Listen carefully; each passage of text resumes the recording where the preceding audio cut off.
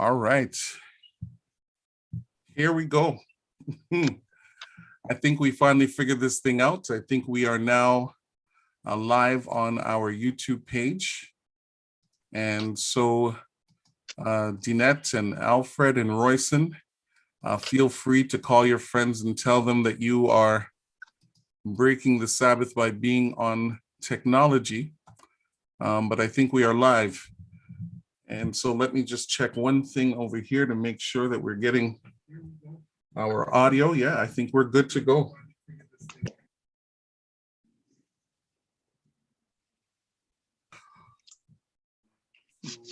All right.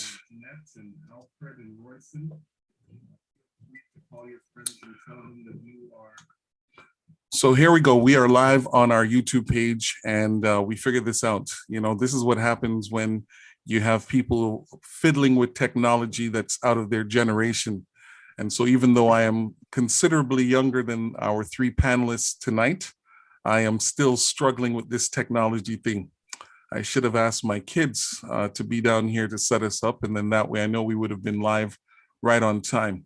So wherever you may be, if you are watching already, I see Deborah is already there. Deborah, please let us know if we are loud and clear on our page, and that way we will continue. So Deb's saying good evening, so I think that means we are live. So guess what? It's been 3 weeks since we initially had our first conversation this way. We call this the Friday night talk. And of course, this is a Friday night talk. I'm so excited this evening because none of our panelists this evening are shy, which means I believe that we will be having a great conversation. In the next few moments, each of our panelists will unmute themselves, and then they will begin to share who they are and where they come from. And then we're going to have a tremendous conversation on where did everybody go. So according to my screen, to my left, I have Deanette Walters, who is a Seventh-day Adventist member. Currently, she has her membership at the Toronto Perth Seventh-day Adventist Church. Then beneath her on my screen, we have Alfred Knight, who is a member of the Shiloh Seventh-day Adventist Church. I get to be his pastor, which has its pros and cons, but he's on tonight, which is good. And then beside him, we have Royson James from the Toronto West Seventh-day Adventist Church. As you can tell, we are an older panel tonight as we begin to have a conversation that I believe will be a blessing to those of you that are watching. Now, with that being said, Deanette, if you wouldn't mind, please go ahead and unmute yourself and tell us who you are and where you are, as a church member. So that those that will watch tonight will get a sense of who you are. And then after that, I'll ask Alfred to go next. And then last but not least, we will have Royson James. Well, my name is Deanette Walters, and I'm from the Perth Seventh-day Adventist Church. I started at Harvey, which is now West Toronto Church. And then for the other years, I spent quite a lot of years at Shiloh. Okay, thank you, Deanette. Alfred, please go ahead. My name is Alfred, and some people think I'm part of the other sheep. And as long as I'm part of the sheep, whether the other or the former, is good. I think everybody in Toronto knows me probably. All right. All right, well, we're looking forward to hearing from you this evening, Alfred. And last but not least, Royson James. Please go ahead, sir. Yes, hi, good night, everybody. I'm Royson James, go to Toronto West Church. It's interesting, all four of us, I guess, started out at Harvey. That's right. Yeah. The mother church. So I've been involved with the youth ministry from day one. So it's in the blood, and so it'll be an interesting conversation to talk about where our young people are. So I'm looking forward to the discussion tonight. All right, thank you. So Deanette, because you are the rose amongst the thorns, We want to give you an opportunity to start. And here's where we're going with the conversation, because most people don't know you. And maybe there's a lot of individuals that will watch this, whether live now or at another time to come. It sure would be nice for you to share some of your early experiences. You know, you would have come to this country from another place, and you would have found yourself a church, as did many from the Caribbean diaspora, right? And you would have settled in there, and church, as we know it, would have become something that was not just a Saturday thing, but it was maybe also a way of life. And so we want you to start off this evening and by maybe sharing with us what the church looked like for you as a younger person when you would have maybe arrived to this country. Well, when I arrived here, the church was vibrant. There, for on Sabbaths, there's so many different activities, the energy, everything, the Sabbath school, divine service. First of all, like at the end of AY, we didn't want to go home. We would hang around in the basement at Harvey, would play games, whether it was social or whatever was going on. We would always find that time to do things. So church in itself was fun. You really wanted to be a part of church because I think in those days we had the choirs. We had the choirs, we had the youth choirs, we had the groups. Yes. And because of that, each individual, the younger person, could find themselves a part of something. So there was always activities going on, there was always a group or always something of interest to All right. grab the young people. Thank you, Deanette.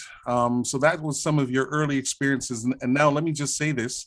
We're only going to be nice and polite for this first go around as we kind of begin focusing on where this thing began, okay? And so, of course, I'm hearing you say that the choirs were a big deal. When we talk about AY, I'm just going to unpack some of that language because not everybody that will watch is Adventist. And the AY is just the equivalent of the youth program for the church, okay? So, Alfred, what about you? You are not Jamaican, which is okay. We embrace you with the same kind of love.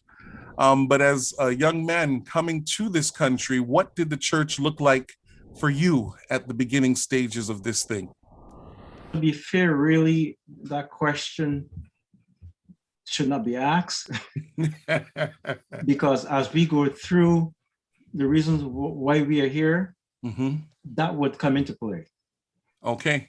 So is that your final answer? That's it. All right. Royson, your turn, please. We want to hear about what this church looked like when you would have come here with those young pants, with the white tube socks, black shoes, and they were up above your ankle. What did the church look like for you in those days? Well, it was a welcoming place. That's where my friends were.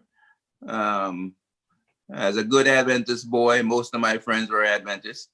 So, you know, you go to school during the week and you're really not, quote unquote, friends with too many people at school. So most of your friends were at church. So the weekend was really a time to look forward.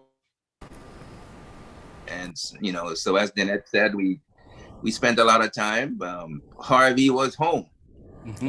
And even though we lived in Don Mills, Flemington Park, Harvey was home. And that means Saturday night, Sunday, we'll go down and play floor hockey. That's right. And that even being there at Harvey when we started Perth, which started only a year after Harvey opened, we still had a lot of relationships so that we would go down to Perth and Perth would come up to us. There's a lot of camaraderie.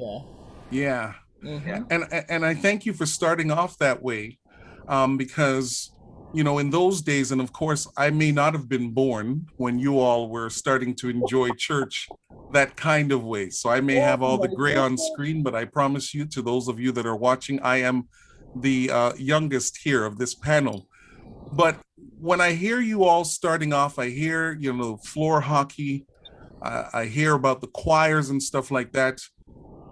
in those days, I would imagine the church was young, the church was vibrant.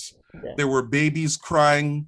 There were, children being yanked maybe by parents to say, sit down and pay attention to what's happening in front. I mean, but those days, the church was a young church. And from what I'm hearing, and of course, I'm hoping that you all will be sharing with us throughout this conversation, not only was the church young in terms of age, but the church was filled with young people that were involved in the church life from the beginning of Sabbath, Sunday, and sometimes throughout the week, depending on what the programming looked like, all the way through. So this is the number one question that we are going to be dealing with as you've started off. Well, I want to know what happened. What changed the way that the church is? Like when we look at some of the research right now, Barner is going to tell us that the average age now, median age, is somewhere around 58, right? So what used to be a young, energetic, vibrant church is slowly but surely becoming a church in many senses that is older, ready for retirement. In many of the churches that we go to, the Pathfinder leader is in his or her late 50s, 60s. The choir, we have lots of thriving senior choirs, but maybe not a lot of youth and young adult choirs. And I could go on and on and on, right? I'm just trying to set the stage here. But the real question that we want to deal with right now is, what changed? If the culture started young, why is the church no longer as young as what it used to look like before? Now, this is the question for all of you to answer. So whoever would like to start, please go ahead and you can follow behind each other. So maybe we could look at the progression. That's why I don't want to answer All right. your opening statement or opening question. Mm-hmm. In the late 60s, there weren't many of us, but we operated as a very tight-knit group. The afternoon was baptismal class that we all enjoyed. You would think that young people wouldn't enjoy a baptismal class, but we enjoyed the baptismal class. We enjoyed our church picnics. And music was there, but it was more, we weren't advanced musically, but music was there. That's the late 60s. Then came the early 70s, and we had a more influx of immigrants coming in. And with that came, the different cultures, but the music was being elevated. And the groups were tight because we gravitated to one another. When a person come to church from Jamaica or Barbados, we will seek them out and we will show them the ropes, and they became the in-group. So in that way, when they're unscheduled picnics, they were invited. I know that Roy and Royston and myself and my brother and some other people, there were a group of us that had our own picnics at Hyde Park. We went to Center Island often. We hang out often, and that's where the knitting of the groups came in. And with that came the musicality. The early 70s, we started. We had young youth choirs were slowly coming together. And as a matter of fact, there was a time when young people were in a group with older people. There's a choir that was in, what does Pastor say, intergenerational. Mm-hmm. Transgenerational is my word. We had no problem with that. And then came the mid 70s. The choirs grew more, and then there were separate choirs that came out of the talent that came to the churches. Also here, that was very important, it was the growth of the Sabbath school. Our Sabbath school classes grew and became really very tight knit. And of course came the revolutionary music, where we sang André songs and listened to Edwin Hawkins, and the church grew both with young and old. And in the mid 70s was the revolution. Yeah. Explain that to us. What do The you revolution was revolution in music, where the older folk who never really disagreed with us became a foe slowly. Didn't like the music that we were listening to. If you sang André Crow's song, you would look down upon, why should be singing an André Crow song or Edmund Hawkins song? We had groups that were formed that bucked the trend and was isolated, and we had our own disagreements back in the mid 70s. We had our disagreements, but although there were disagreements, there was not that falling away. We were still connected to the church. So Alfred, let me ask you this question. It sounds to me, Brother James, I think, or Royson, I think I hear you wanting to chime in on Alfred's assessment of the 70s, or maybe even before. You want to go ahead before I speak in here? It's nice and rosy. Did you hear me? Now we can. Yeah, I said it's nice and rosy. Mhm. His assessment, but it wasn't without its challenges. Oh yes. So he talked about the opposition and the generational clash. I mean, you can't get away from that. No matter what you do, that's going to happen, and it did happen for us. And as a result of that, there was a falling away of on some issues. A lot of over music. Music. Yeah, always. It's always over music. So one of the things I do is whenever a new pastor come to my church, first opportunity I get, I tell them, whatever you do, don't mess with the choir. Yeah. Okay. Right. The choir is the glue that holds young people together. So whatever you have to do to embrace, tolerate, work with, just never get into a situation where you are at loggerheads and you're fighting publicly with the choir, because the only person who is going to lose out of that is the church and the membership. And we know that from our history. Yeah. All four of us here went to Harvey, and before we moved from Harvey to Albion, we had two situations with choirs, right?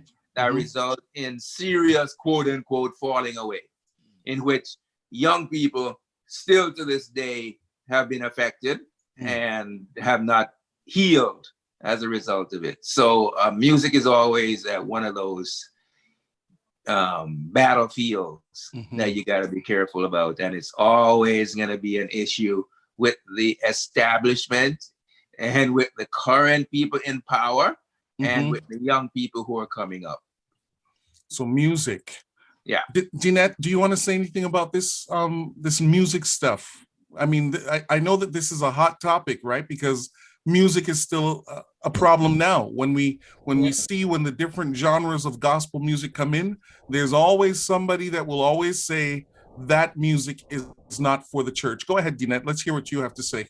Yeah, the genre is a problem, and I think most of all you have some people they'll tell you they like hymns.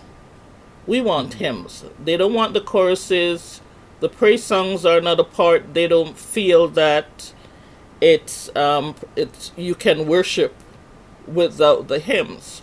So for me, for the music department, I would use both, because I do feel that each individual, it should be something that's inclusive for everyone. So then we can incorporate the hymns with the praise songs, but there's some people who would not have the praise songs at all.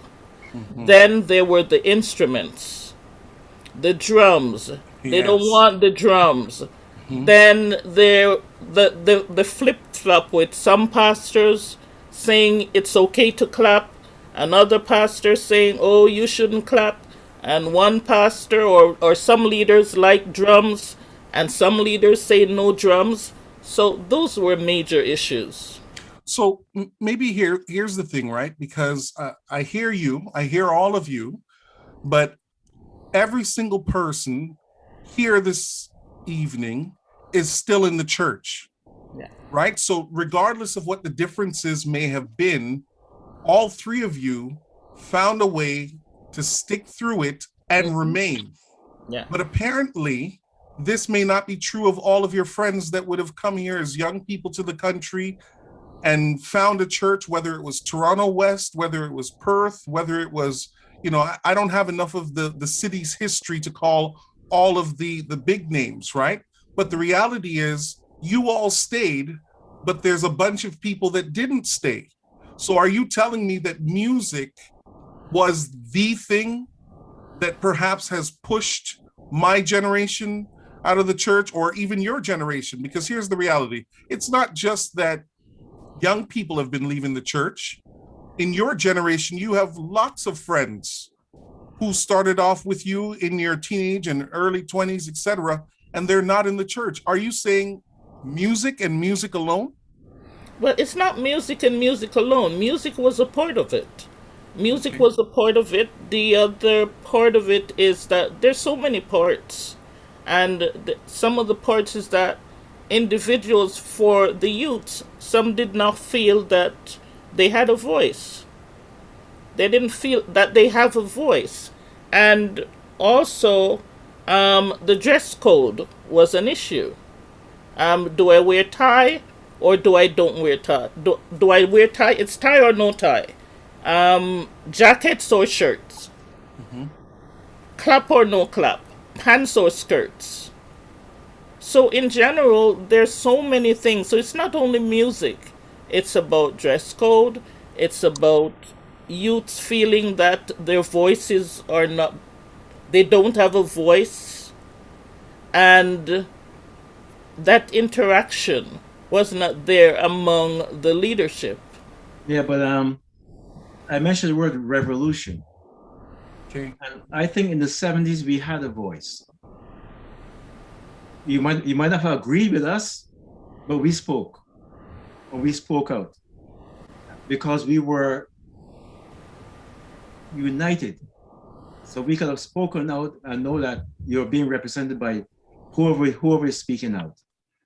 I know that I belong to a group, the first group in Toronto in our churches, that the first band we had with guitars and bass and not even drums yet, saxophone and stuff like that. And that divided churches. There's some churches we couldn't go to. Or some of you might go to a church and somebody might want to plug the amp out. These are things that we went through, but we stayed the course. I like that word. Because I like that word. I think that back then we had good leadership. Yeah. A lot of people were leaders. It wasn't just relying on one person to be a leader. Now we have churches that rely on the pastor for leadership. Before we didn't. Okay. Royson, what do you want to say? You agree? It's a complex issue. I'm not sure where you're leading us on this, but nothing is new under the sun, so it's just a matter of degrees. Like right now, obviously in this generation, this society, they face a lot of issues that we didn't face when back in 1969, 1970. The young people are now born into a culture that to me is more in conflict with the church than when we were coming up. Young people have just tons more opportunities Yes. to turn their back on the church Yes. than we did. They have many, many more opportunities to engage outside of the church than we did. So for me, when I came to the church in Canada, of course, if I wanted to party, I could leave Saturday nights and go party. There were lots of parties outside.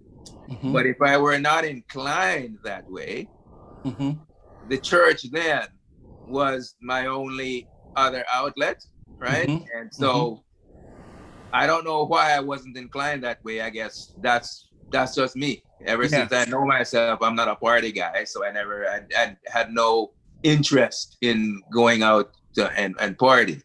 So, but not having that interest, all my other interests were fulfilled, right, by my church. Yeah. Right? But I'm a member of Toronto West. Yeah.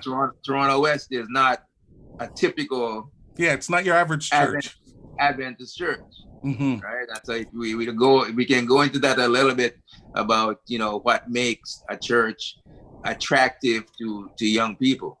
And so a number of things happened that cemented that.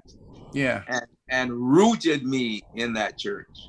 Well, let me jump in and say this to you, Royson, as one that would have grown up under your leadership at Toronto West. Let me give some observations. And of course, the principles of which we are speaking of, this is not about Toronto West or about Shiloh or about Perth. We're trying to unpack here what these changes look like for the young people that would have just been a part of this great exodus. One of the observations I make as a child growing up is that your group were not just doing ministry, but you were friends.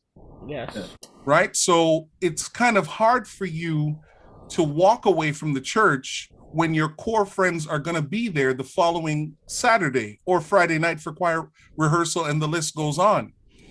I also hear Alfred talking about leaders. When we grew up, we couldn't wait to get to a certain age because we were certain that we would have an opportunity to take over the church, because that was the age that we saw leading. When I think about Curtis and Wayne and Marsha and Karen Burkett, you know, all the Burkett families, and I'm sure, you know, Barbara Stevenson, and I'm sure I'm going to miss some names because I didn't write them down. But the reality is, when you think about leadership, we didn't see leadership as being an old person thing. We saw leadership as being the thing that by the time you graduated from middle school, you were already beginning to become a leader. Yeah, and because the church that I grew up in, they embraced leadership. Alfred, go ahead, or Roy, if you want to jump back in. When I was 17 years old, I taught an adult Sabbath school class. Right? Young people at 17-year-olds, they still want to be hand-fed, spoon-fed. They don't see themselves as being an adult. So the problem we have right now is that, I know we're not trying to solve the problem, is that youth age has been extended. Back in that day, you got married at 25 or 24. You had children, you raised a family. You're not youth, you're an adult. Now we have people at 35 think that they're youth. People at 40 think that they're youth. So because that has been extended, they have become very delinquent. Because I'm still to be catered to. I'm not a leader. I'm still because when we leave the Caribbean, in the Caribbean, people at a very young age were first elders. They were Sabbath school secretaries. They were Sabbath school superintendent at a very young age, because the culture in the Caribbean was, at a very young age, you were mature, because the schooling system was different. So go ahead. Yeah, go ahead, Royson. That's part of it. The other part of it was that you had limited number of people Yeah. in your congregation, and so if I'm in Orange SDA Church in Jamaica, I'm not getting an influx of immigrants every No. year. Mhm. All right. That's bringing in leaders from all across the Caribbean to feed into my church. Yeah. And so you better participate. You better be able to step in and step up and do the work, or else it just doesn't get done. And so you are empowered from very early at a young age. So once you come here, my experience at my particular church is very good, or has been very good, because of a number of things that happened, and when the church was formed in the 60s, and that whole revolutionary spirit, right, is part of the DNA of Toronto West. So it's not, it's when I say it's a different church, it really is. In that, at what age was that? Maybe 18, 19, 20, age 20 or so, 21, I'm on church board, and I'm actually seeing how things work. And Willie Cadogan is That's right. standing up Mm-hmm. to the authority of the church and speaking from principle.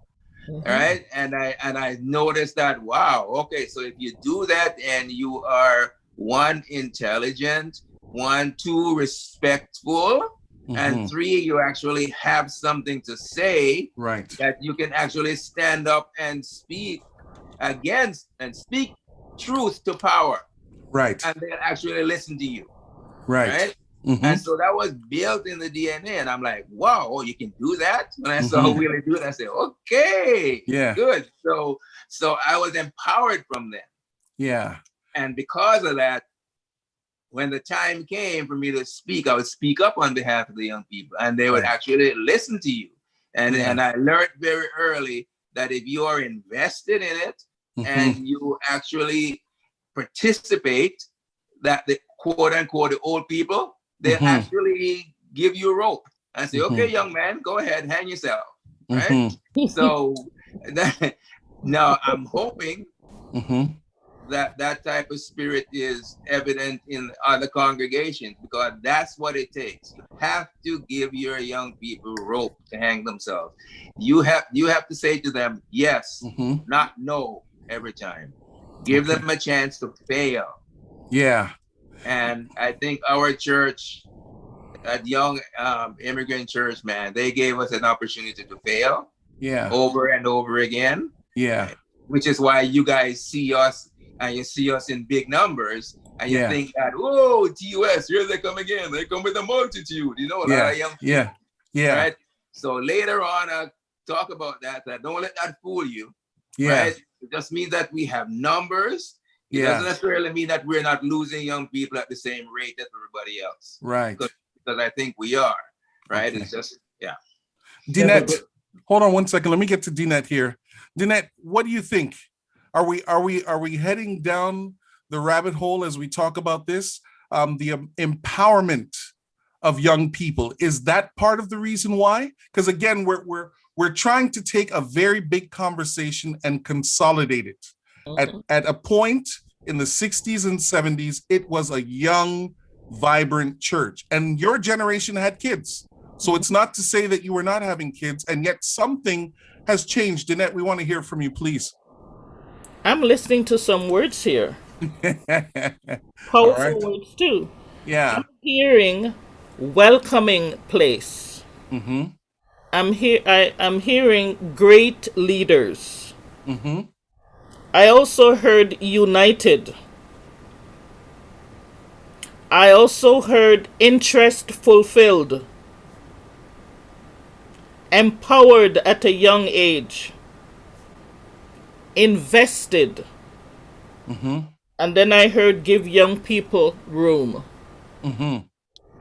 Those are powerful, powerful areas. Mm-hmm. If we have great leaders, Mm-hmm. if we have a welcoming environment, Mm-hmm. if we are united, if the interest is fulfilled, then and the young people empowered at a young age, Mm-hmm. and they have a voice, that would make a big difference. Yeah, but here's what I'm wrestling with, okay? Because I want to stir the bottom of the pot of this soup. And I hope at some point you guys are gonna let your weave down and your toupee peel it backwards, right? Because we want to have the conversation. If this is what the church was in the 60s and 70s, why is that not the way that the church looks like now, right? Because here's the thing. I'm a pastor now. I'm in my mid 40s. I've pastored several churches. I grew up in the Toronto West Seventh-day Adventist Church, and I can't necessarily speak to what it looks like at the board level. But most of the churches that I have pastored, the board is ready to retire. And that is what it is. And during the nominating committee time, when young names are often presented to the church to serve, somebody says, even though the names could be 18, 19, 20, 30, too young to serve in that capacity. So what changed? If the church that you all belonged to when you arrived in this country was an advocate for young people, what happened in less than 30 or 40 years? What changed? Yeah, but parental styles change. Okay. And that's a big piece, because if you see your child as not being an adult, you can treat him that or her that way. I think that parental styles is key here, because if your children are supported and pushed out there, then they become leaders. I was on some nomination committee, and we nominated people who were young, but they said no, because they didn't think that they were equipped to do the job. Isn't that they weren't nominated? So they still didn't see themselves as being an adult or being capable. And So- to me, that has to do with the home and the direction you put your children in. So you're saying, Alfred, if I hear you correctly, that part of the issue around this aging church and this exodus of young people is because parents have not allowed their children to grow and be adults at a younger age. Yes. Anybody agree with that? Disagree with that? I wish they were here. I wish they were here, because I'm sure they would disagree, right? In effect, you're saying we don't have enough mature young people to take over. Well, case in point, Roy, I know that my children, our children, their biggest complaint was, Mom or Dad, why do I have to do this? Why am I the only one to do scripture reading? Why am I the only one to play an instrument? Why am I the only one to participate in a play? And this is not recently. This is when my kids were younger, because we push our three children to be as perfect as they can be in anything they do. We push them to excel. The other children weren't pushed. I know they weren't pushed. I was there. I know the parents. I know the children. And how many of our children, for instance, is pushed to go to university? A lot of them are not pushed that way. Not that university is the thing or the only thing, but they're not pushed. At one time in our church history, isn't that if you go to university, is which one you're going to go to? Alfred, I think we have more kids going to university now than at any time in our history. Right. No? Right. The problem is that, and I anticipated this. You are talking from a T-West standpoint, okay? But isn't that where so many of you guys started off at T-West? Yes, but I'm going past T-West now. Okay. T-West is a different church altogether. I tell everybody that. T-West is a different church altogether. Okay? Remember that we have churches where people coming in, they came in differently to the church. The family setup was completely different than T-West. T-West will always be T-West. So can I just do this just for a moment? Because I actually disagree with you emphatically, Alfred, but I also want to, Roy, you asked where are the young people tonight? We're actually going to have the other half of this conversation next week. What will it take to bring you back? Okay, so they're listening this week to hear what we have to say, and then they're going to have the conversation next week, and then we're going to find a way to put both generations together. I want to add to that when you're through. Sure, because I want to get to the chat room, because there are some individuals that are commenting there that are millennials and so on and so forth. Okay. And the reality is, and I hope I'm not misquoting Brianna, I don't want to read it word for word, but I think one of the things that she's identified is that your generation clung to power for way too long. So in other words, when it came time maybe to pass the mantle along and give young people an opportunity to do the thing that was freely given to your generation, would you agree or disagree that maybe perhaps you guys stayed in your position of leadership for way too long, which may have dwarfed the next generation? So here's my note. Here's my note. Too often we heard about young people not having experience to function in certain department. How will they get the experience if they're not given opportunities? And yes, they will do it differently. Everyone will do it differently. But at the end of the day, it is done regardless of the format. We have the, should I say, elders or the older members.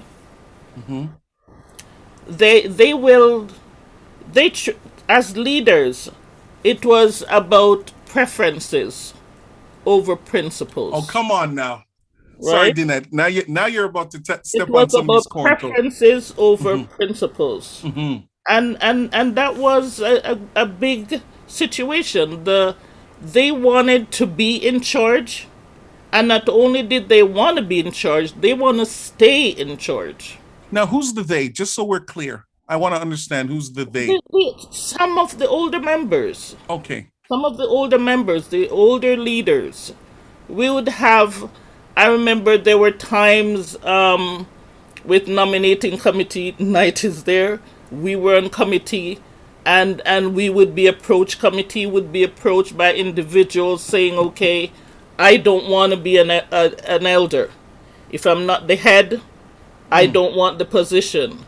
I don't want to be a deacon. If I'm not an elder, I don't want that position. So these are the things I remember.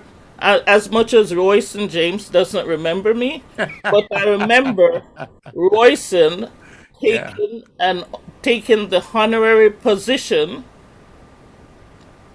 to say, okay, we're going to allow our young people to step up and be in charge. I have a question. Roy, how many years have you been in Pathfinders? Approximately. I would imagine about 10. Okay, my next question. Is something you wanted to do to be a leader, or you had to do? It's something that I did out of necessity. At the time when I was drafted into it, I was drafted into it by some younger people who wanted to kickstart, to reset pathfindering at Toronto West Uh-huh. after it had been dormant for a while. And I was one of the youth leaders at the time. And so they needed assistance. And so I assisted them as an assistant Pathfinder leader, just to give them, support. I mean, at the time, the only thing I knew about Pathfindering was being a Pathfinder myself. So I didn't know how to lead a Pathfinder club. But then I found out that there's a Pathfinder manual and that the entire curriculum is actually there. It is the best and, frankly, only thing we have as a denomination that is carefully scripted, planned, delivered, right, for young people. And it is stunning. And so I joined them and then continued until I became a director, and then left and only came back again because there was nobody else to take it. And then I said, okay, you know what? That's where I'm going.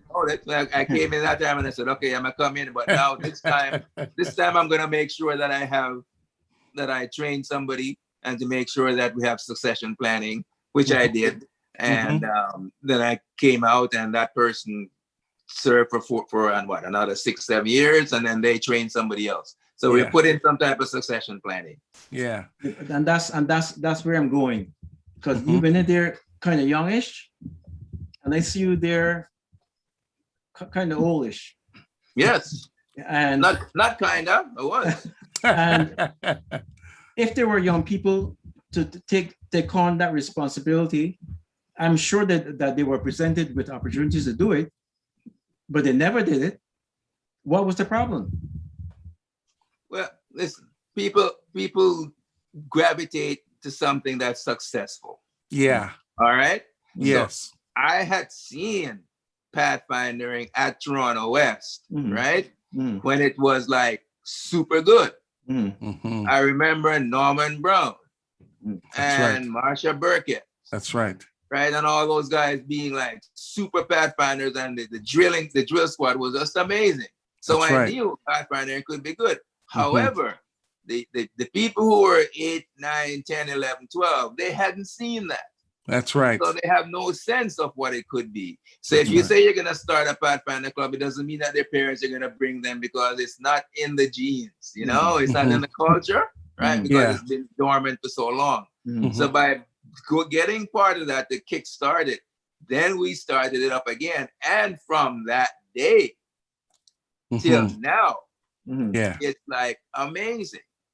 Well, let me jump in and say this, because I think that you're onto something, Royson, in that you saw a need and you decided that I'm going to ride this pony all the way through until I see somebody else that I can drag along.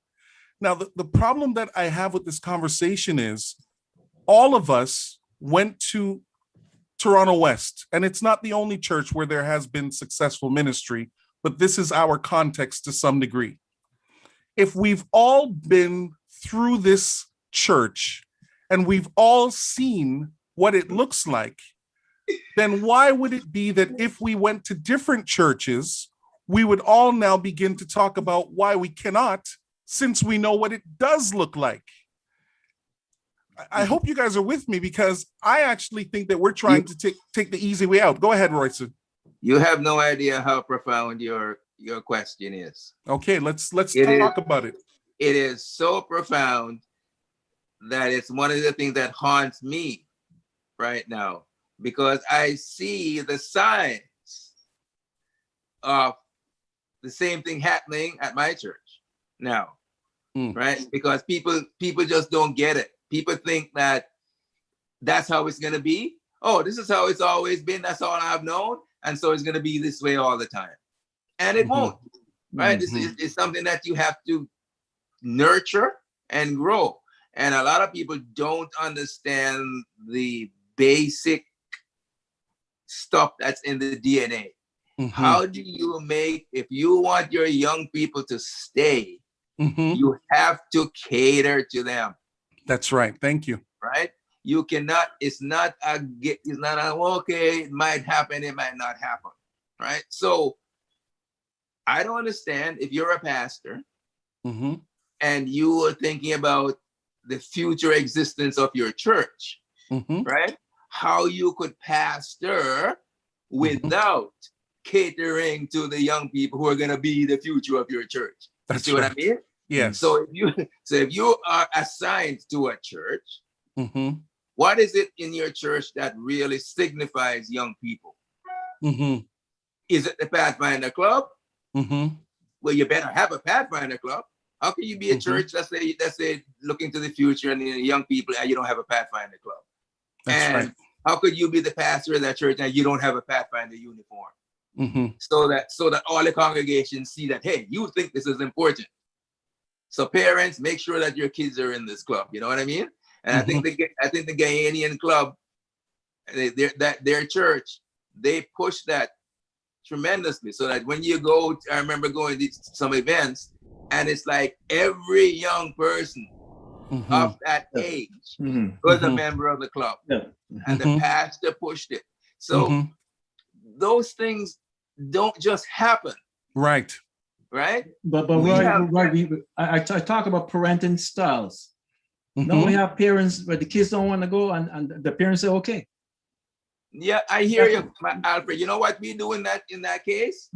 We recruit the kids and the parents. That's right. Right? You know how many parents? You know how many parents I've got every time after church? I'm looking for all the kids who are that age, and I'm going to their parents and I'm saying, why are your kid not in Pathfinders? Right?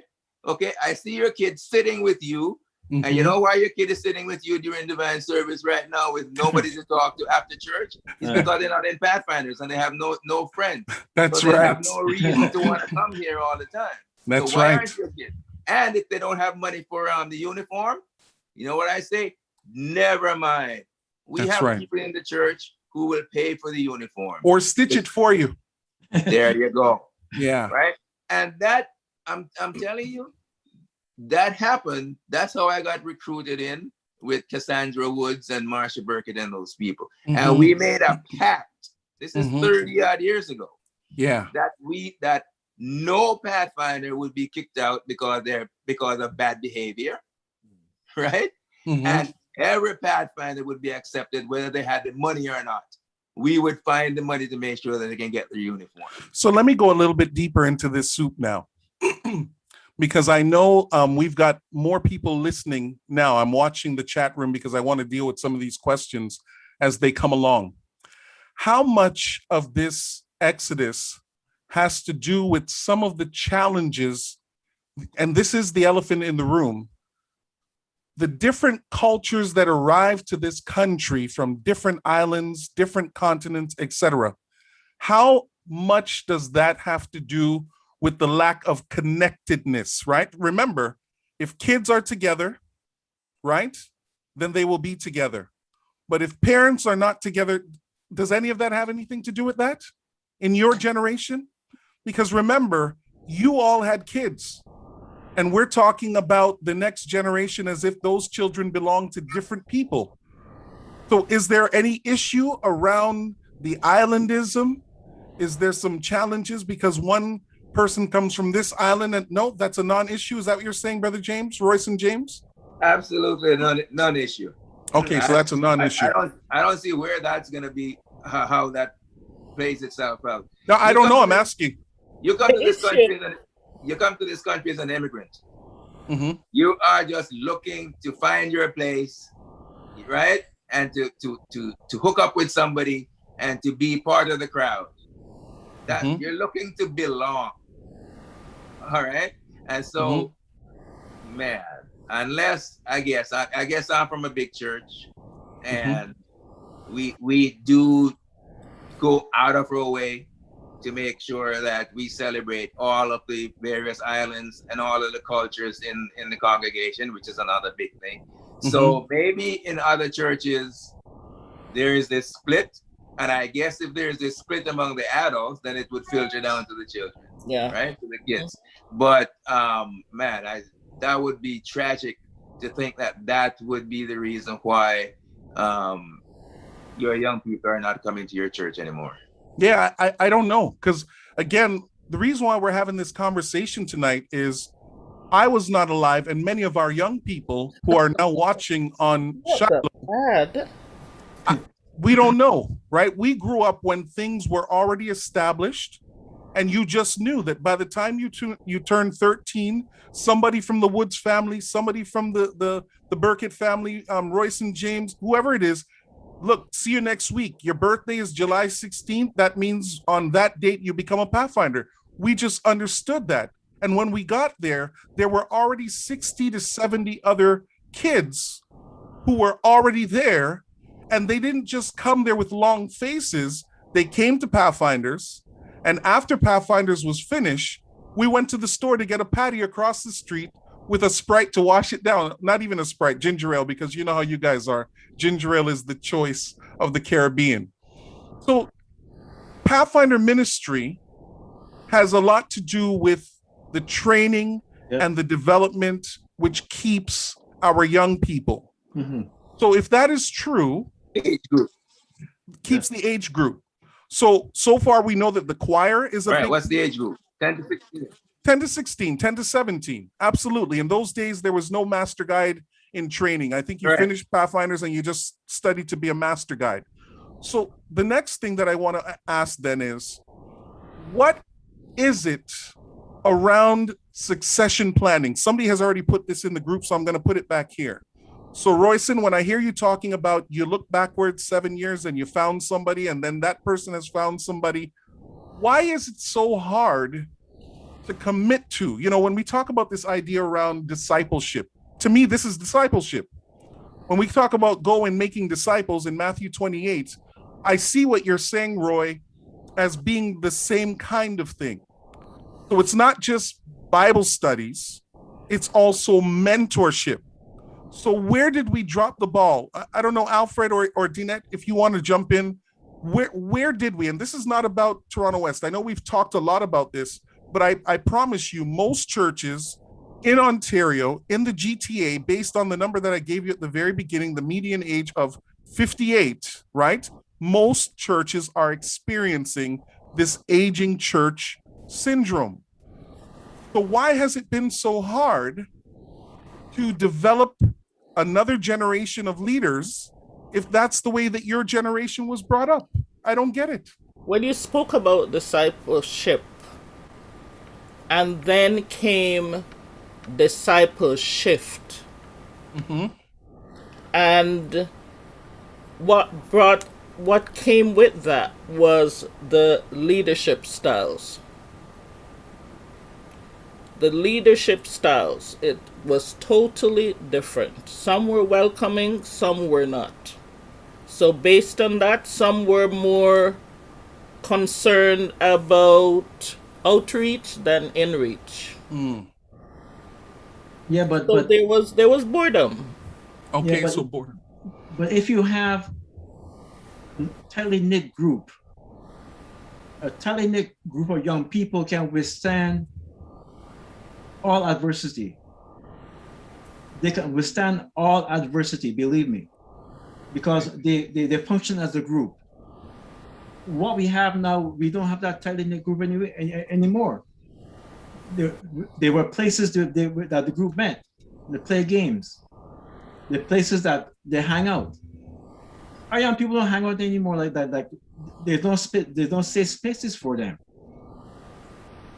So that's the problem. So when people leave a church now, they leave a church to go to another church. Right? You go through a cycle. You might go to Apocryph for 5 years, when Apocryph goes down a bit. You might go to the next best church. And then when that goes down, they go to the next best church until finally that group is broken up. So the unity is gone. And then the next thing you know, they're not in church, period. Okay. But then a lot has changed because we started with the rotary phones.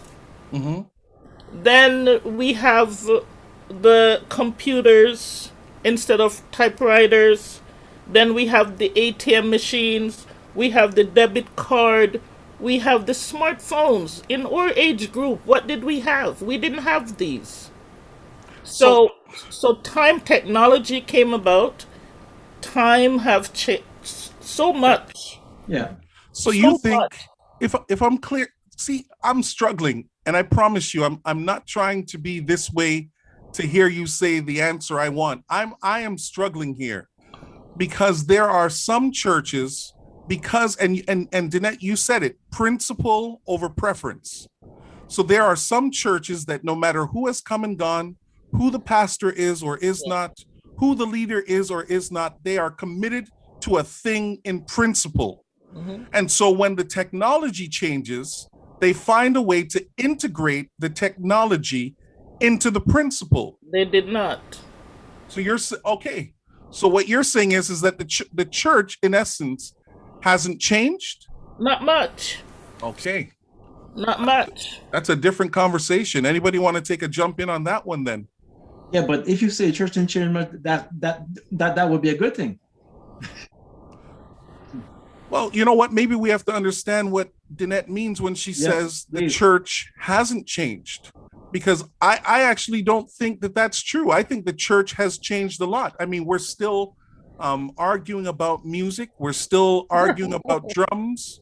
Yeah. We're still whatever. The choir has been replaced. We're still arguing about positions. Right? We're using synthesizers instead of, we have overheads, we have projectors, we have a bunch of different things that have changed throughout the years. I don't know that it's technology. I think that what it is that I think you may have hit the nail on the head, Deanette, when you said principle over preference. Yeah. In those days, I would imagine the Bible was important, and we had to make sure that young people understood the principles as they were going through ministry, Pathfinders, whatever the other ministries were. But something has changed above and beyond. I'm having a hard time believing that it's because we have not changed with the rotary phone to the iPhone. I don't know. Yeah, but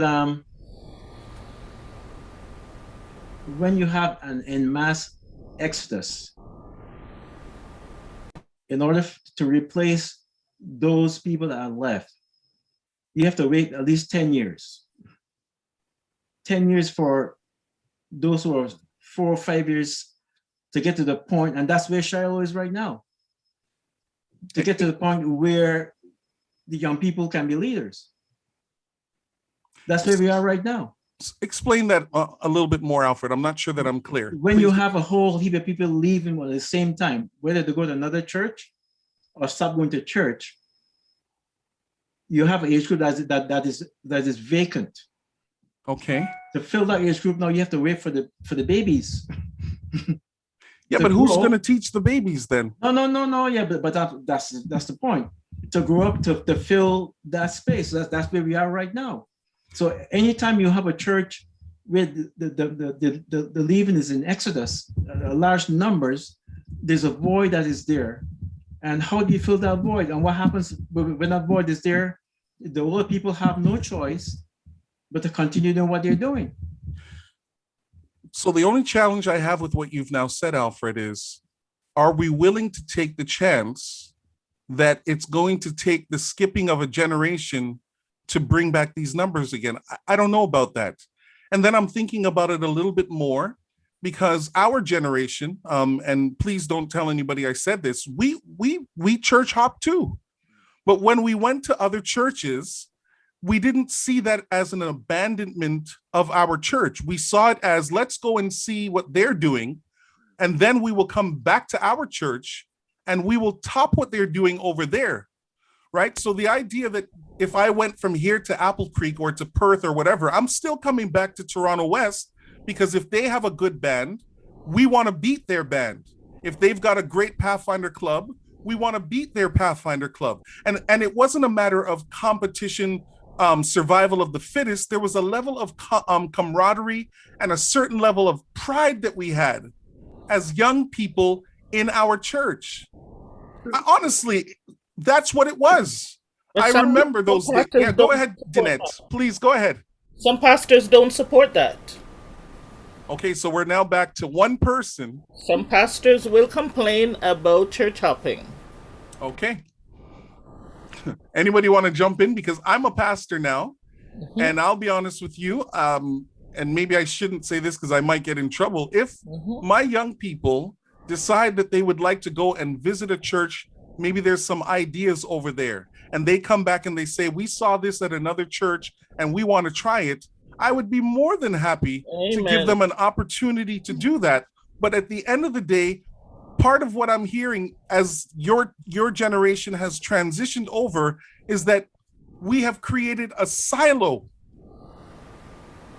And that silo has impacted, I think, maybe, and again, I'm not in your generation. I'm trying to understand it through our conversation this evening.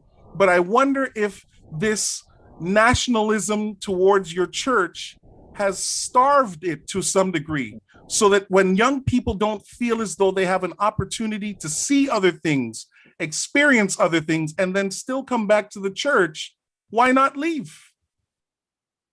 I don't know. Yeah, but when the only thing that you enjoy in church is music and the choir, if you don't have that, what's the use of going?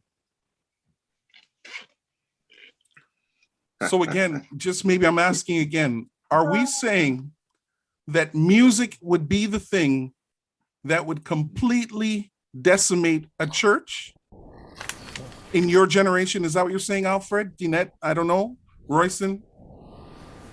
I'm struggling with that. No, what I'm saying is that we have relegated, or they have been relegated to doing a particular thing in church.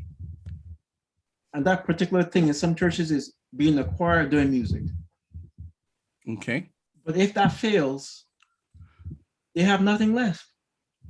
Why hang around? For what? In other words, we want people who are well-rounded in different areas, not just in music and serving in Sabbath school, serving in young people's department. We want people who are well-rounded, but that is not happening. It's like, if I want to be replaced now, and I should be replaced as Sabbath school superintendent, what do we have?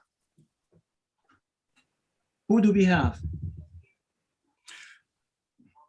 So I want us to maybe take a step back from this now, because when I listened to where we started in this conversation, I got the sense from your generation, from the three of you, as I'm listening, trying to understand this, that the relationships that we had with our contemporaries, that held us, and it created the type of church where, because we had friends there, we led. Yeah. There was a system there whereby leadership is encouraged, and so we began to become leaders. Yeah. If that is what the church looked like, and I'm sorry, I'm not convinced yet, but if that is what the church looked like, when you all were young people, you were given opportunities. Yes. How then does that not trickle down to the next generation if that's what you all grew up in? I don't understand it yet. And I'm not trying to put you all on trial for every person that is in your age group, but you are our parents. You are our mentors. You are our leaders. And so therefore, how then, one generation later, do we find this great exodus when you came up at a time where young people were empowered? We go back to what I said before that some of you disagree with. Style of parenting. Okay. And I'll go back to that. We have to make sure that our children serve the church well. We have to make sure of that. Equip them to serve the church well. Royson, you're quiet. Normally when you are quiet, because I've been around you almost my whole entire life, it is because you are in full disagreement with some of the points that have been made here. And if you are in disagreement, this is the opportunity for you to share. And again, you're not on trial for every single person in your generation, but what we are trying to ascertain in this conversation is what happened. Do you have something else there that you wanted to say to us? Well, it was never as good as we think it was. Okay.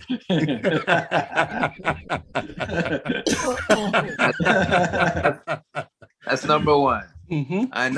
And number two, even at churches that we consider successful in retaining young people, Mm-hmm. it's not as good as it appears on the surface.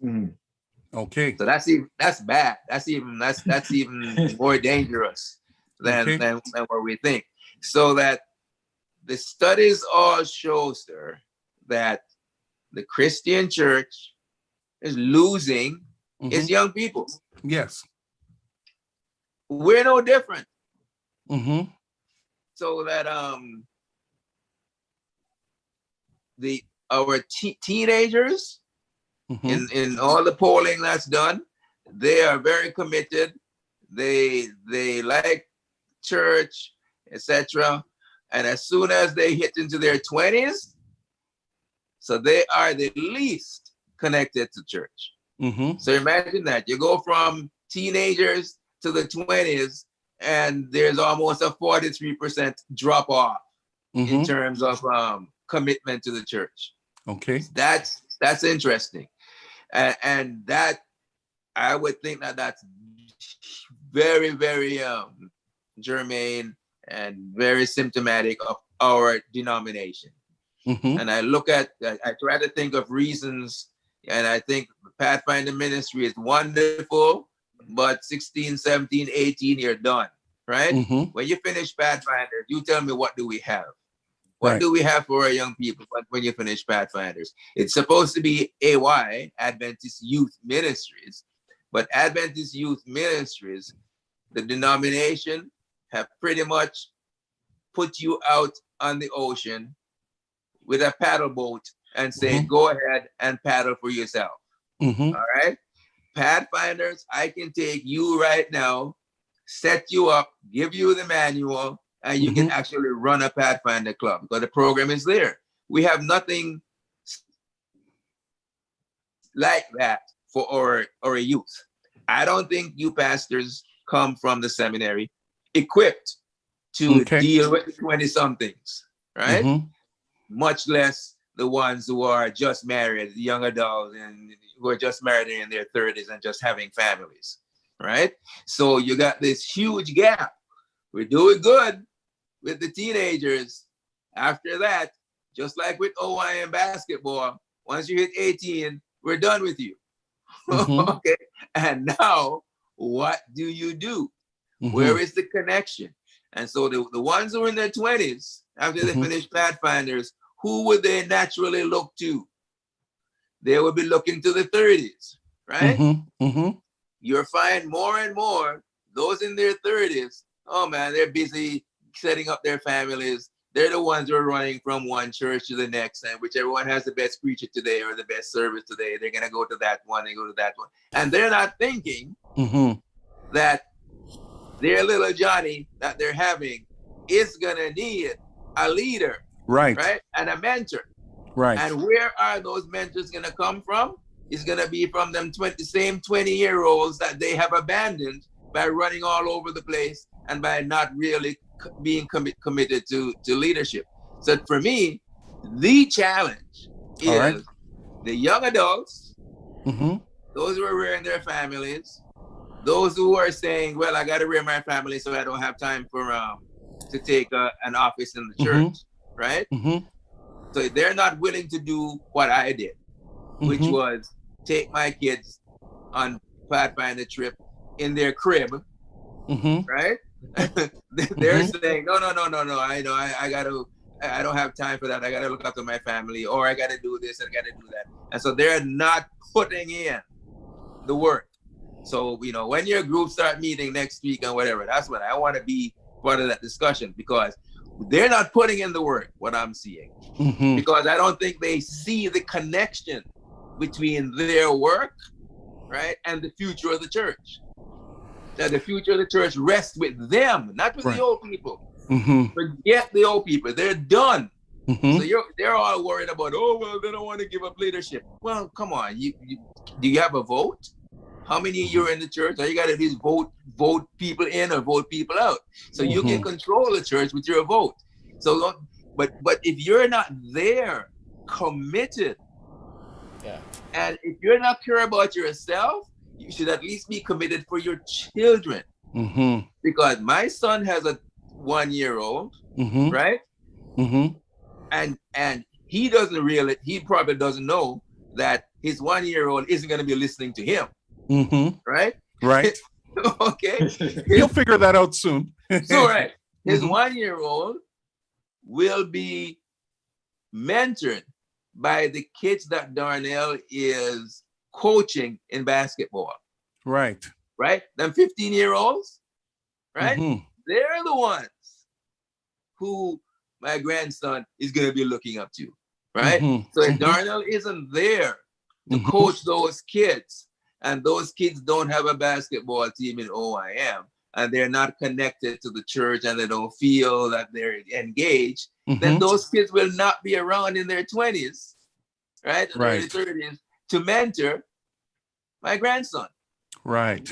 But the adults, the young adults, and the young families in the church, they don't see that. It's one of my pet peeves. I talk to them all the time, guys. If you don't do it, you cannot be absent now, because if you are, there's gonna be this huge gap, That's right. 10-year gap, where these kids will have nobody to teach them. That's right. And you know what? For the sake of transparency, if I can do this, I've tried to hold off, but I think I could say this out loud. Feel free to correct me, Royson. The years that Greg and Dane and France, Kareem, myself, the years that we left, Yes, that almost destroyed the church. absolutely. And when we all came back within a 2 or 3 year period, when one person came back, the rest of us, because we were still friends out there. When we came back into the church, we all saw the same explosion. And automatically, all of a sudden, so even this idea that because it's Toronto West, it is unscathed, it cannot be harmed, nothing will penetrate it. I could tell you that when we left, that church was not the same. It was dry as the hills of Galboa. And the point maybe that I'm trying to get us to, right now that we're here, is that our generation has a level of energy and creativity when injected into the service can change any church. Right. And it doesn't matter whether or not it's a church of 100 people or a church of 5 million people. The reality is, and I agree with you 100%, 20 and 30-year-olds are the ones that change the church. Now, here's the question. How do you break culture? Because some of our young people that are commenting, I wish you guys were looking at the comments. I'm watching Read them. them. Read them so we can hear them. All right, let me go here. Oh my goodness. Monique says, at 18 to 20, we get dropped off or thrown into the deep end, expected to start to swim. So what I'm hearing her say is not enough mentorship. Just go ahead and be a leader, but I'm not going to be there with you as we're now transitioning. Let me go. This thing was moving a lot faster than I wanted to. And that's a message. That's a message to the church leadership, from the pastors down, in preparing and supporting those young people. Because, and I'm saying that because as a denomination, we don't have a manual. We don't have, right? There's no curriculum that you can give to a youth leader and say, follow this and you're okay. So they need great support. Monique, again, I don't know, normally she doesn't talk this much in the group, but I think we may have triggered her this evening in the conversation. She also says, with mentorship, the younger generation will learn the ropes, develop and bond with the elder, and vice versa. And the elder could most certainly learn from the younger generation. So earlier in this conversation, Alfred was alluding to this transgenerational church. So maybe I'll ask this question, and I still want to get through some of these comments. I'll be looking while you all are talking. But how important is it? Sorry, let me ask the question a different way. When the church started to divide up adventurers, Pathfinders, youth ministry, young adult ministry, senior ministry, and of course there's family and all those other ones in between, did that also impact this next generation coming up? Because remember, our socials as kids, everybody was there. Yeah. The women were in the kitchen churning out those dumpling. And those days it was okay to bring saltfish to the church basement, right? Then somewhere in between there was whoever it was, they would take off their tie and tie it around their head. And that was the ringleader. In those days, we were all together. So I wonder if, this idea that somehow there has to be this succession planning cannot just be for the sake of leadership. There has to be a continuity in the church life. So you're not going to get a church that is together by separating the ministries and then saying all of a sudden, be together for a social event when for years we haven't been with one another. How important is that? And again, I'm not here to say that the church is wrong, but when we grew up, even though we had Sabbath school in the basement behind those little cubicles and so on and so forth, that was maybe an hour. But it felt like as kids, we were just together. Yes, we were on the balcony, but there were some older folk that were on the balcony telling us to shush. And then we had Sister Williams, who was a whole lot older than us, but she brought a mint candy for the kids every single week. How important is it that we have churches, or did the church get impacted when we went in the direction of isolating the different age groups? I have a friend who is a pastor from the Baptist church, and he has a friend in New York. Every 4 years, they disband all the choirs for the whole year. Put them all together: children's choir, youth choir, teen choir, for 1 year. For this same reason, we get very comfortable being with our peers, but in life we have to mix with everybody. So we can't get too comfortable in just being by ourselves. We need each other.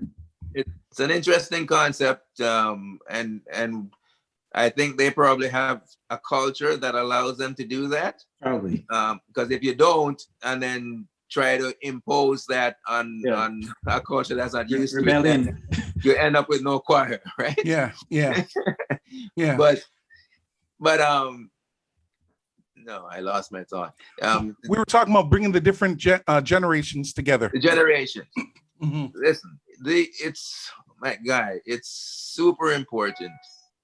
There's no way you can deliver such a large group of people without having ministries that are appropriate for certain ages, right? Okay. So you can't feed people the same meal. You don't give that to a child as you would to an adult. So you definitely have to have Sabbath school and different age ministries. But as a church, you should be very aware of the need to have a number of events that cross all ages and that actually bring the church together. So it's interesting to see how things evolve. When we were kids, going to church picnics, and in my first few picnics, I remember, we don't have a car, right? Most of my other friends didn't have cars, right, Alfred? And so we're on the bus. Okay, and so you go, and the picnic was, all of us are coming together, right? And we're going on the bus. Once we became more affluent and we have our cars, so now rather than 5 buses going to a church right picnic, you have one bus, right, yes, for the seniors. That's right. Yeah. And then everybody roll up in their car. And so rather than getting there to the church picnic place at 10 o'clock and we're there all day, people roll up in their car at 11, 12, Yeah, 1, yeah. 2, 3, 4, 5. You see what I mean? Right. It's Yeah. different. Yeah. Yeah. The Yeah. problem is there ain't nothing you can do about that. You're not gonna go back to the point where people stay home and come on the bus as opposed to their car, even though you may want to every now and then have a 3-year plan where you push this. And this picnic coming up in the year 2025 is gonna be a throwback picnic. Right? No car allowed. We're going. You see what I mean? So you plan something like that again, just to foster that relationship. For us, banquets and socials were the other thing that cross generations. So now socials are obviously not the same. Our young people are different. They are culturalized different. They don't, and I quote, seem to want to participate in that type of stuff, even though, again, you could foster something or plan or organize something maybe once a year, every 18 months, where you have a throwback, right? So you introduce them to that type of thing. So they say, hey, actually, that's not too bad, right? Oh, it's good to see Brother Dean hopping around, right? Yeah. Just to give that sense. Yeah. So, but you have to be intentional. Yeah. Right? Yeah. When we have OYM basketball, right? For my church, it's not just OYM basketball. Right. It's a time for the membership to bond. Yes. It's a time where we want all you guys to put on a black shirt, and we're gonna go down to this gym tonight, and it's blackout. That's right. That's right. That's right. It gives you that feeling. So you have to do that. That's what young people want. They want to be part of something grand where they feel this is wonderful. But it's intentional. Yeah. Avalon jumped on. So Avalon, thanks for joining. Now that you helped your dad to set up the technology, we're happy to see your words in the chat room. She says, we grew up together legitimately. This generation is separated by social status, social media, etc. Find new and fresh ways to allow youth to evolve in ministry is important in keeping us. I agree with Avalon 100%. Wow. So even when I hear Deanette talking about the rotary phone, we still have to redefine what the rotary phone is to the generation for 2021. And I think, and I say this respectfully, and I'm glad we're having this conversation, I think your generation, while you were passionate and involved with more leadership, may not have been able to translate the next level of technology to the next generation. Deanette, we haven't heard from you in a bit. Come on, talk to us, please. That's true. I was listening and I'm saying, and that was the reason why I mentioned about the phone. Yeah. Because we have, and you mentioned about the age group. Now, from the Caribbean, we came as immigrants.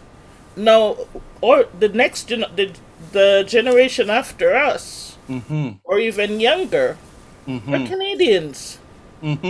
But yet, so we, it's such a big situation in the sense that we also have to be big enough to take responsibility. Yeah. Because we brought with us that Caribbean part of us. Yeah. And then we also expected the Canadian children to take on some of the responsibilities that we had in the Caribbean. Yeah, and here's the truth, Deanette, that the social in your generation is the equivalent to the Nintendo or the PS4 for this generation. But because, and somebody said it in the group, so I'm quoting them, but I can't remember who said it. A lot of the things that this generation may have tried to implement, we demonized. Yeah. We demonized it. Yes. So when the drums first came in, we made it seem as though by bringing the physical drum in, somehow the Lord had left the worship. Yeah. Right? When they began to move a little bit more on stage or on the rostrum, as you would say it in your generation, We said that they are not worshiping, they're dancing. Their moves are secular. Yeah. And yet, when your generation perhaps would have just been tapping your toe, that is what the next generation above you would have said as well, maybe. I don't know. Yeah. But when I'm reading this group, and I'll tell you this, a lot of the comments that are coming through here, because you guys wouldn't know who's who in terms of age group, I'm able to identify some of the names. These are individuals that are in their 40s and 30s and late 20s that are in this conversation on a Friday night. And here's what they're saying. We love our church the way that you loved your church. You wanted us, and I'm summarizing this, you wanted us to support your ministry. Yes. You left us when we wanted to do it a different way. Yeah. Yeah. Is their assessment of your generation true? It is true. I don't know. Because that's what I said before. Because we were in a generation where pastors and elders, they don't believe in females being elders. We were in a generation where, I mean, even now, look around on the church boards. Correct me if I'm wrong. I don't see very many young people on the church board. If that is going to be a representation of that church, then it should reflect that. So that statement is very true. I have 3 children, and I could stay on the phone for hours and talk to any one of them. When Ruel is going to a Gregory Porter concert, he buys the ticket for me, and we go down to the concert. What I'm saying is that the interaction you have at home is transferred to church. And unfortunately, the older people back in the day, they were nice to us. Not all of them, but most of them were nice to us. And it was always pleasant. You know, they come and they give you like a candy in your hand, or that's right, that big white and red candy. They still do that, Alfred. No, Roy, you are at Key West, okay? So, you can't dismiss him because he's at a different church. No, but I'm telling you that the older folk now are different than the older folk back then. In other words, they don't interact as well with young people as the older folk back then. They don't interact very well. Wow. So you're saying that so wait a second. So you're saying that for some reason you have not carried on the tradition that you learned from your elders when you were growing up. So your elders were nice to you. Now that you're an elder, you're not nice. You're not nice.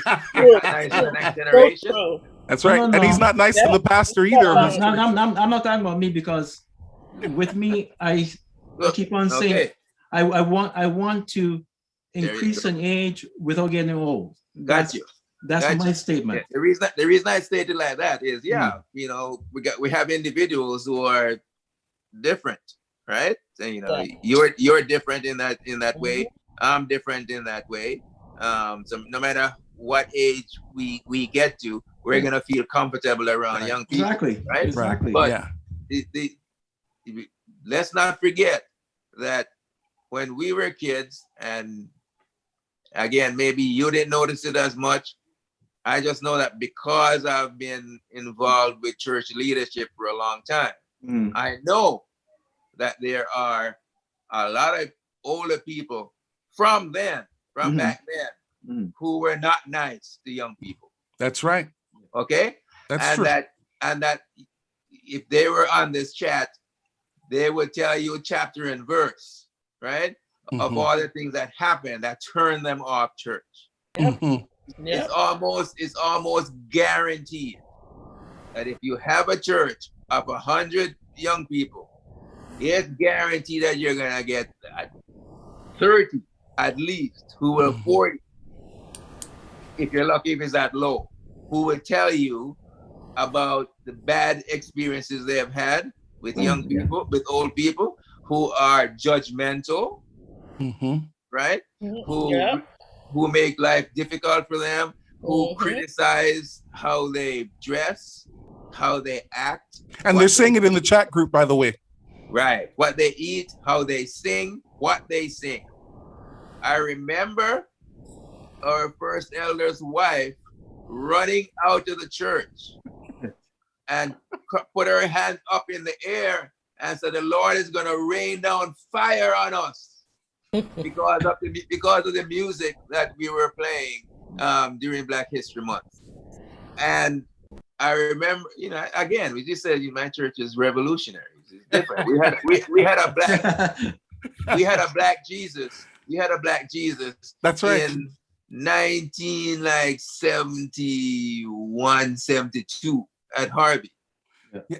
It was Okay? later than that. It was actually closer to being 81. I remember him. No. That's in your time. I'm telling you, before your Another black Jesus. before, right. So by that time it was fine. I'm just saying the first time we put it in, it was like, are you kidding me? Yeah. Because our poor elders thought that the man Jesus was, as white as lily, Mhm. So they were obviously that's the way they were taught. They were misguided. So we've been through that. But we had enough people to pacify or to make up for for those who were, not so nice. Our young people who are on the chat who are listening now need to know that those people are not, even today, they are not the majority. That's right. Right? That's what they need to know. And they need to know that they can partner with the Alfred Knights of the world, right? In their congregation, right? And can get a church that's responsive to them. That's right. And a church where they can use their talents and their creativities. That's what they need to know. Too many of them, because they had a bad experience, they say, that's it, I'm gone. When I had my bad experience at age, 18, 19, 20, around there, and I saw William Cadogan stand up in business meeting and defended the youth and spoke to the church authority, I was blown away. Yeah. I said, oh, you can do that? Yeah. Oh, so, you don't just have to wilt and fade away. Yeah. And that is what made me the type of person I am at my church, because I saw somebody stand up.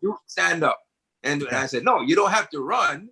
This is your church. And Willie said, nobody is going to drive me away from my church. I stand here, right? And we're going to talk on principle. And he did that. So let me ask you this question. To any of the three of you, I want to ask you this question as we're beginning to slowly wind down now. Okay. Did you guys hit the target or did you miss the target?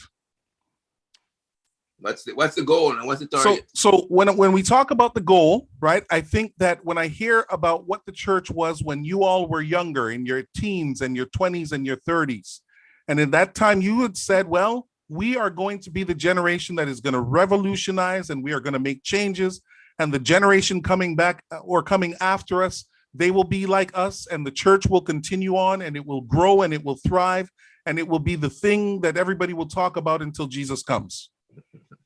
Did you fail or did you win? I don't think you put it the right way. All right, put it the better way and then answer the question. We live for the day. We live for the day. Okay. So okay, I live for the day. Maybe Roy is different. I don't know, Deanette, did you guys win or did you fail? Were you successful or did you fail? I think we won. Okay. Because we created that environment.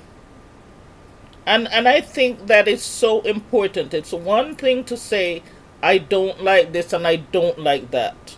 But if it's something that you are not pleased with, I think if everyone could come together and sit at the table and create that environment, I think it will work. Royson, were you guys successful or have you failed? The jury's out, sir. The jury's out. The jury's out. When I when I see a Pathfinder club with 5 or 6 leaders, right? And you got 40, 50 kids, then I know, come on, you're failing there, right? That's ridiculous. You need to triple the number of leaders that will be there. When I go to an AYYA meeting and adults, older adults outnumber the youth 4-1, then I'm saying, hey, something is wrong, right? When I see 40-somethings and 30-somethings opting out of ministry, not realizing that their involvement is essential and crucial to the future of the church, then I say something is missing. When I see the youth ministry floundering beyond age 18, 19, 20, and our pastors don't come equipped with stuff from the seminary that allows them or trains them to actually get into that and engage that demographic in the church, then I know we're in serious problem, because that demographic is like absolutely essential. So, yeah, you know, I look at my congregation and people will think, yeah, everything is wonderful. It's great. You guys got lots of young people. Okay. But I look below the veneer and I see the termites eating it out. Okay. Because I see there's not enough people in the young adults who are committed to that ministry. So I would think we have failed. So I consider myself to have failed to engage the very kids that I taught in Pathfinders. So Elder Wayne and myself, Elder Wayne McLean and myself, we talk about it all the time. You know, where did we fail? Because our kids are not prepared to sacrifice the way we did. Thank you. And they tell you straight up that I'm not going to do that. Well, I see all the work you do. I'm not prepared. I'm not going to do that at all. I will assist you as long as you find another head. There you go. Okay. Right. And I'm not prepared to do this for the whole year. I may do it for a quarter. Right. Because the next quarter I want to be running around and jumping over to Apple Creek and this church and that church and that church. Or if I don't want to go back in the afternoon, I pull up a chair. And when I say I fail, what I think they fail in doing is placing in them the responsibility so that they know if they don't do what I'm suggesting that they do, their kids won't have anybody to teach them. That's right. And I would think that's the only thing that moves this generation. If you can somehow hook it to their children so they know that the spiritual development and future of their children is important and rests with their involvement, maybe that will work. Of course, all that stuff is thrown out if they don't even buy into our spiritual heritage, right? And there's a whole issue about that. You know, a number of our young people, what percentage is that? Maybe larger than we think, don't necessarily believe in what we believe in. Yes. Right? So, and if you don't believe in it, then you're not going to sacrifice to actually maintain it. Yeah. And the world is so at odds with the church. Yeah. At every level. Every level. So it's very easy for our young people to say, whoa, you know, okay, how am I going to stay unspotted from the world? When everything in the culture, the music, everything is pushing one way, and that is against the basic tenets and principles of the church. Can I say something, please? Yeah, go ahead, Alfred. Deanette, when we started the praise group at Shiloh, you guys were resistant to it. Remember, I had to push you guys to do praise and worship. And you guys weren't even that young. You guys weren't even that young, but yet I had to push you guys to do it. Sometimes you have to know what you want. If you don't know what you want, when somebody comes with something new, it's not gonna be viable. Sometimes we need to be exposed more. I think that's one of the problems with the church. We are not exposed enough. We know what's happening at a particular church, but we don't know what's happening out there. I went out there and was working for a Sunday church. That's time I knew what was there. And I tried to bring it in, and even those who were adults were resistant to it, and then afterwards they become to love it. Sometimes we have to keep our options open, and we have to peep out the window of Adventism to see what's happening in order to accept change. So I want to give each of you an opportunity as we wind down now. Here's the question that I want those that have been watching and maybe those that will watch afterwards. Here is the question that we leave this conversation with. Now that you are older and you've lived enough life to see cause and effect, you know, when we did this, this worked. When we didn't do this, this didn't work. Here's the question that I want to pose to all of you, and you'll still get your final say before we're finished. If you could go back 30 years, maybe up to 40 years, I don't know, maybe even 15 years. I mean, you could place the time wherever you want to. And you could say, this is what I would have done, right? Because part of the reason we're here is all of you all are involved in ministry on some level, right? So you never gave up on this thing we call the church. But sometimes the energy that we put into the church is displaced energy, right? We do this thinking that this is the thing that needs to happen, but that might be our own personal preference, when really it should have been that. Now, one of the things, if you guys could read this chat group, one of the things that the young adults and the adults are saying right now is that there was a lack, or is a lack, of relationship building. Yeah. So we can talk about ministry all you want, but if you don't know what my name is, then, you know, why are you asking me to do something at your church? I grew up in your church as a baby. I think that's what Marcia said, right? And here I am 20, 30 years later, and you're still calling me somebody else's child's name. So I don't know that it's all about the relationship.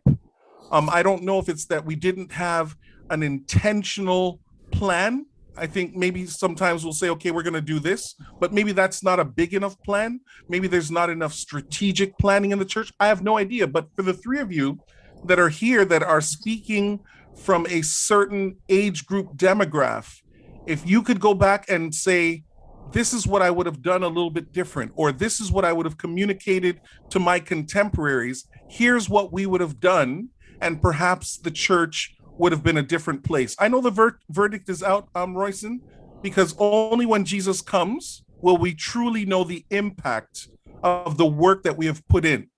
But through our human eyes, are we able to say, you know what, I wish I would have done this thing a little bit different? Who wants to start? Here's what I would communicate. Okay. Good leadership,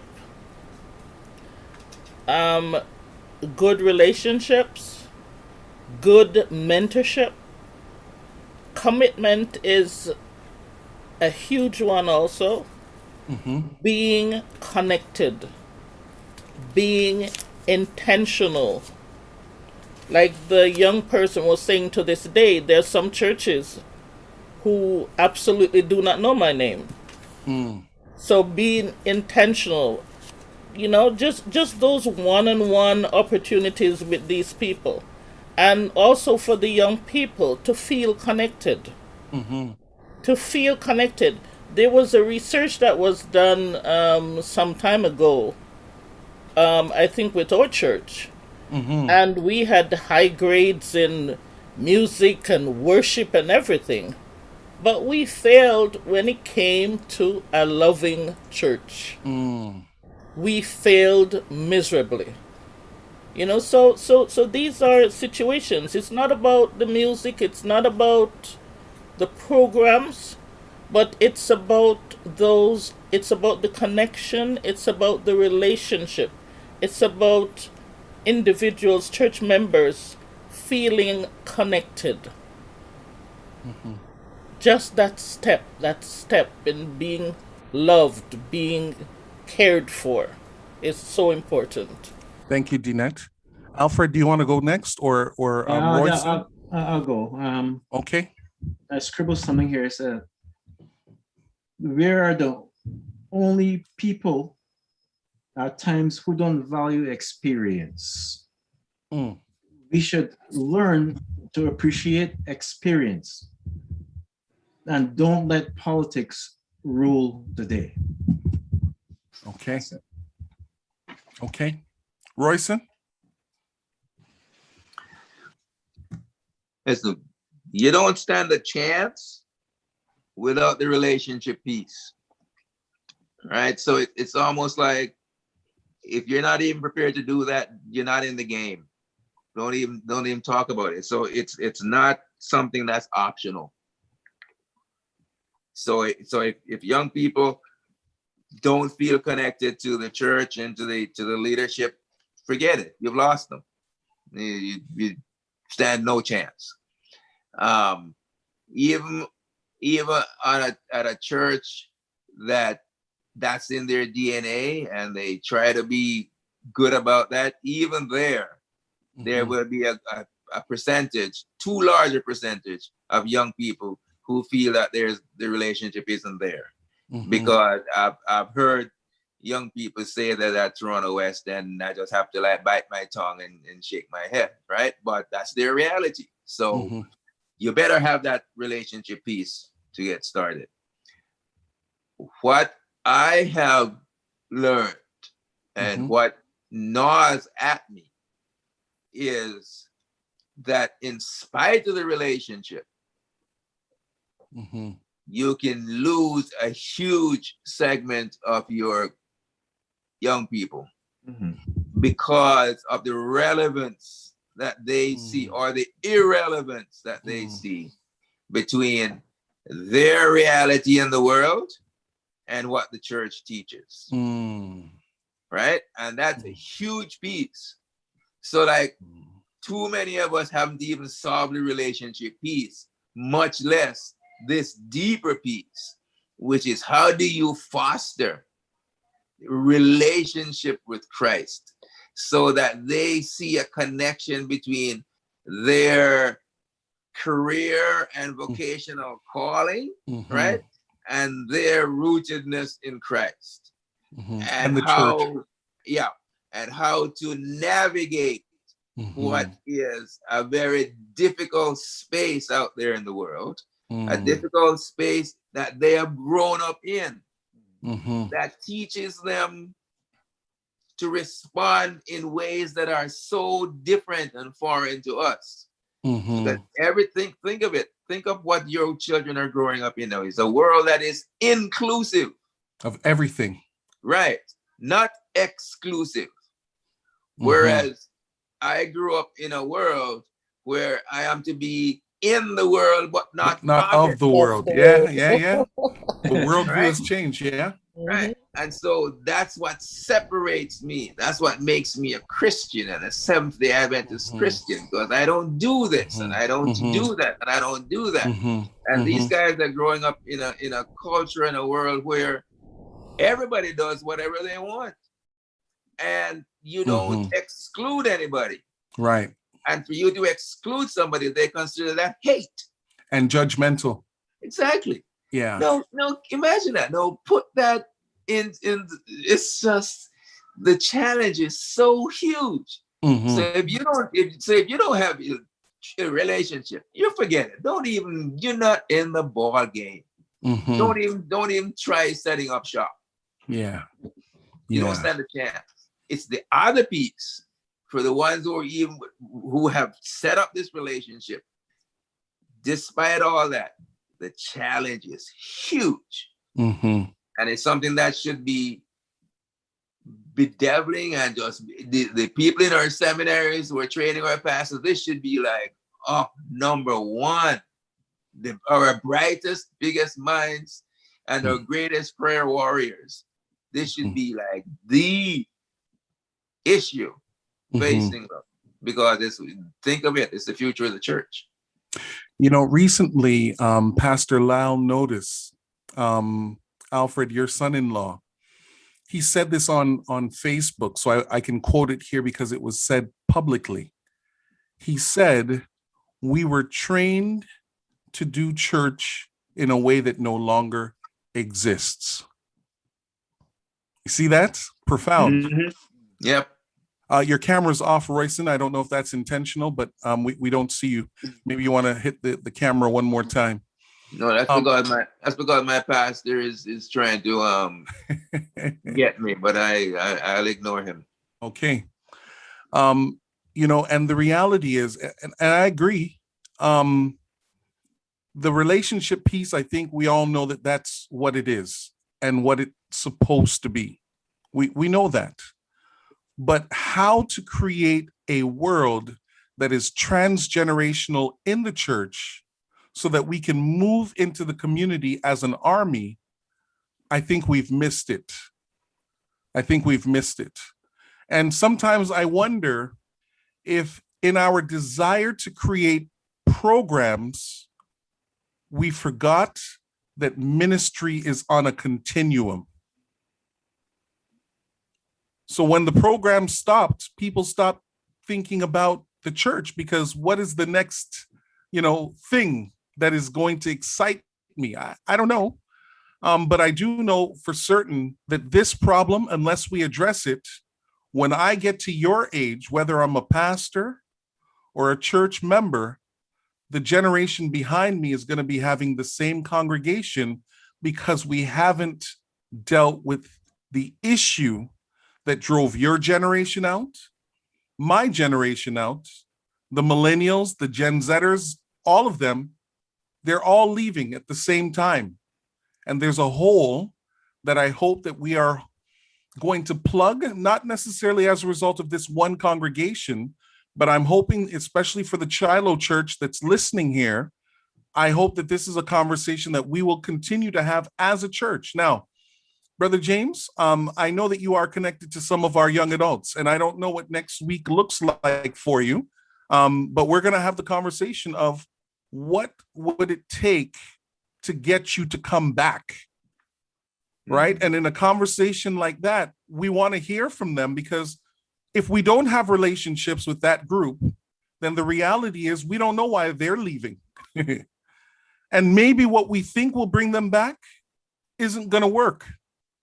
So next week, to the Shiloh community and those of you that have tuned in, we are going to have this conversation with some young adults, and they won't all just be from Shiloh. We have some other individuals that have agreed to come and join a part of our ministry leaders to have this conversation, because if the young adults come back to a church that is exactly the same, they might come at the beginning of the month, but they'll be gone before the year even rolls around, especially during a pandemic where nobody is physically going to church.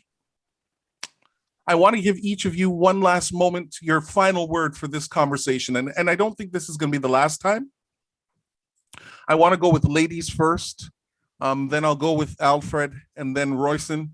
You'll have the final say. And if you don't mind, since I know you're an elder at your church anyways, after you've given us your final thought, would you mind to just pray?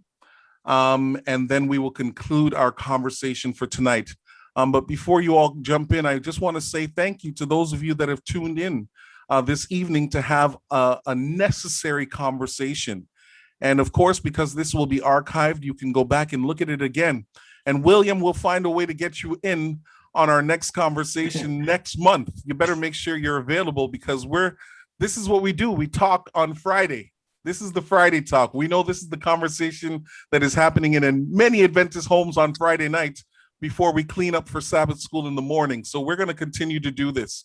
So Deanette, please is there a final word that you would like to share with us from your generation as to where everyone went?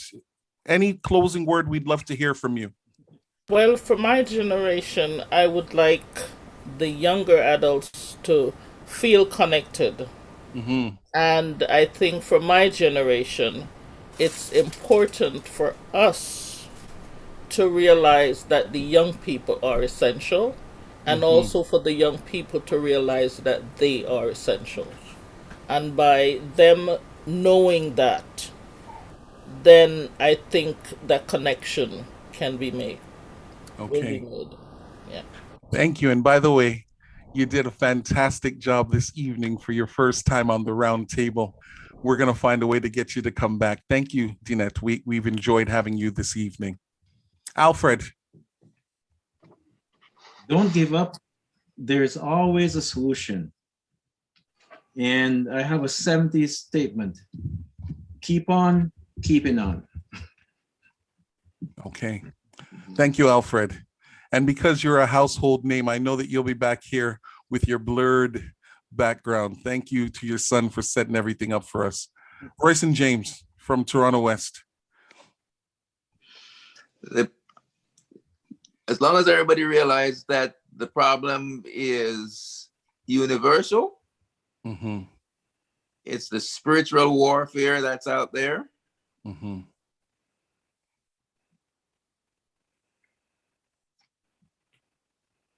It's a problem that's not just our denomination, but plaguing all Christian denominations.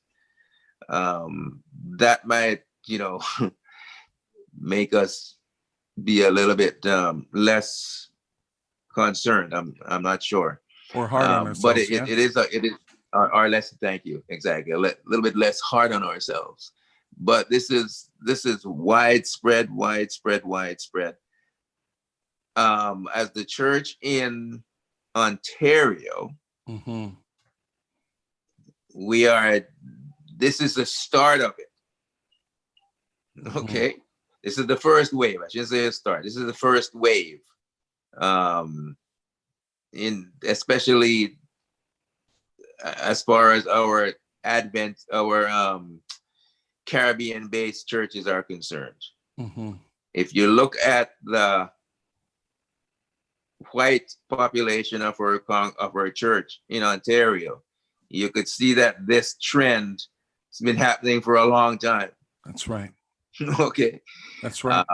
We came in and our membership numbers went up, mm-hmm. up, because a couple 100,000 of Caribbean folks came up here in the 70s, mm-hmm. and the churches just naturally grew, right? Mm-hmm. So now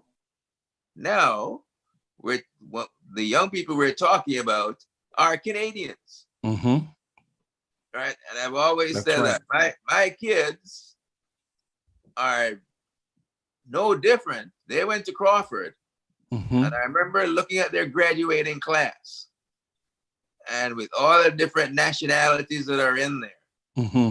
And you realize that these kids, they drink the same water, eat the mm-hmm. same food, That's consume right. the same music. That's right. Right? Part the of culture. The same culture, mm-hmm. right? And I remember saying at the time, whoa, this is scary. It's mm-hmm. scary because if I look at the white Adventist population and see how much quickly it had declined, that means the same thing is going to happen to the Caribbean-based churches. That's right. And you're going to see, you watch it. If you actually look at the numbers, you will see that's exactly, they're going the same way. Mm-hmm. Right? So it's not like we're immune to it. That's right. I was reading a book from Hanson Place in the States, and they gave some stats that blew me away, that the church in North America, mm-hmm. the church in America, how big the Caribbean and Latin That's right. impact is. That's right. That if you take that away, mm-hmm. that the resident white mm-hmm. and African American not in the church, right, is gone mm-hmm. down precipitously. Yeah. So in other words, the more we become part of this North American culture and the dominant culture out there, is the less inclined we are to lean towards Christ. That's right. dangerous. That's serious. And that's the alarm bell should be going off everywhere on that.